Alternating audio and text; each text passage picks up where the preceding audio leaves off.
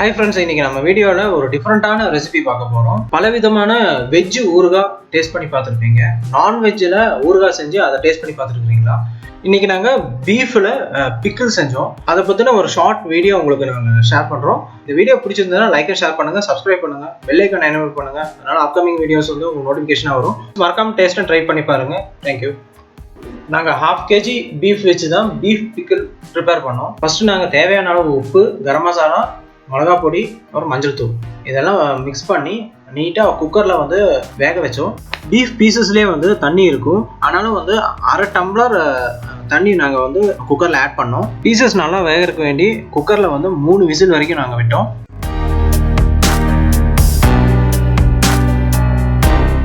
உங்களுக்கு தேவைப்பட்ட தேங்காய் வேணுன்னா கொஞ்சம் ஆட் பண்ணிக்கோங்க, அதோட டேஸ்ட் கொஞ்சம் டிஃப்ரெண்ட்டாக இருக்கும்.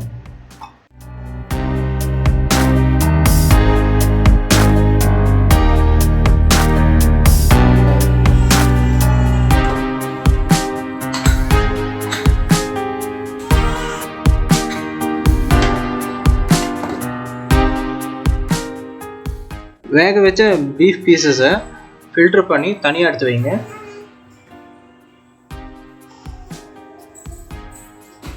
வேக வச்ச பீஃப் பீசஸை வந்து கடாயில் சன்ஃப்ளவர் ஊற்றி நீட்டாக ஃப்ரை பண்ணி எடுங்க. நல்லா மொறுமொறுன்னு ஃப்ரை பண்ணி எடுக்கணும்.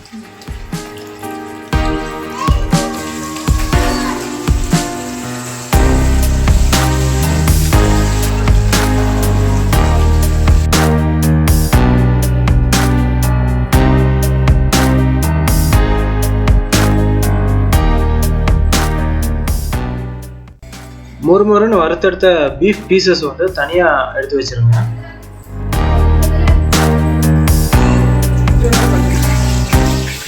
நாங்கள் பீஃப் பொரிச்ச அதே எண்ணெயை யூஸ் பண்ணி பச்சை மிளகாவும் இஞ்சி பூண்டையும் நீட்டாக வதக்கி தனியாக எடுத்து வச்சோம்.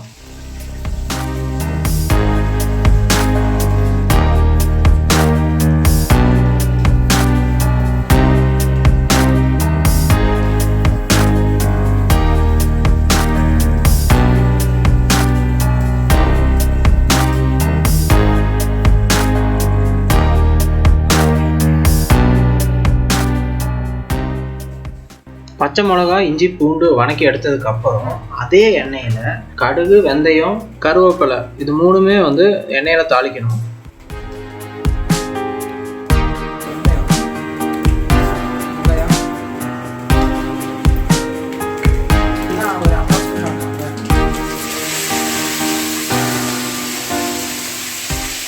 கருவேப்பிலை, கடுகு, வெந்தயம் இது நல்லா வதங்கினதுக்கப்புறம் ஸ்டவ் ஆஃப் பண்ணிவிட்டு கரம் மசாலா, மிளகா பொடி, பிக்கிள் பவுடர், அப்புறம் தேவையான அளவு உப்பு இது எல்லாமே வந்து நல்லா மிக்ஸ் பண்ணுங்க. இது வந்து நாங்கள் 2 ஸ்பூனுக்கு மேலே போட்டிருக்கிறோம். நீங்கள் வந்து உங்கள் டேஸ்ட்டுக்கு தகுந்த மாதிரி நீங்கள் ஆட் பண்ணிக்கோங்க.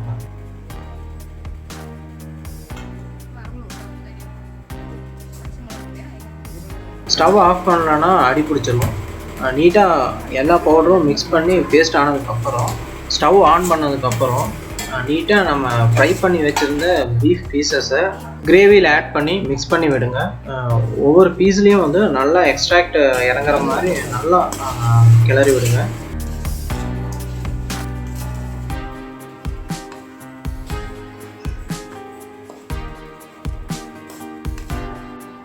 வினிகர் வந்து 1/2 கிலோவுக்கு வந்து நாங்கள் 1/4 லிட்டர் ஆட் பண்ணியிருக்கிறோம். நல்லா மிக்ஸ் பண்ணி விடுங்க.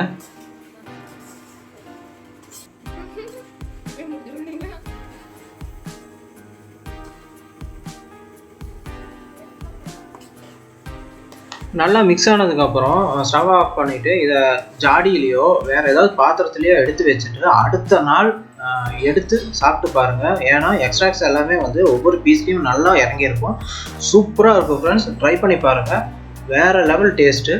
இந்த வீடியோ உங்களுக்கு பிடிச்சிருந்ததுன்னா லைக் அண்ட் ஷேர் பண்ணுங்கள், சப்ஸ்கிரைப் பண்ணுங்கள், பெல் ஐக்கானை எனேபிள் பண்ணிங்கன்னா நான் போடுற அப்கமிங் வீடியோஸ் வந்து உங்களுக்கு நோட்டிஃபிகேஷனாக வரும்.